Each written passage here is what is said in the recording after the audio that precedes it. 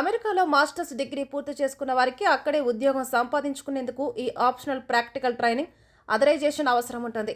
విదేశీ విద్యార్థులలో ఓపీటీ ఉన్నవారికి మాత్రమే వారు చదువుకున్న డిగ్రీ ఆధారంగా అమెరికాలో ఉద్యోగం చేసుకునేందుకు అనుమతి ఉంటుంది.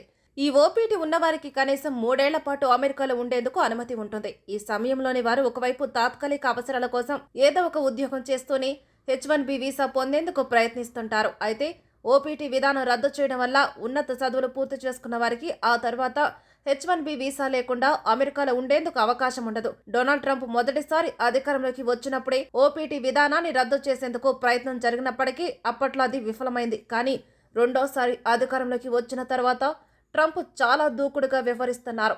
ఎన్నికల సమయంలో హామీ ఇచ్చినట్లుగానే అమెరికా చరిత్రలో ఇంతకు ముందెప్పుడూ లేని విధంగా మాస్ డిపోర్టేషన్కు తెరతీసిన విషయం తెలిసిందే. దీంతో ఈ బిల్లు విషయంలో కూడా ట్రంప్ వైఖరి అలానే ఉంటుందనే వార్తలు వస్తున్నాయి.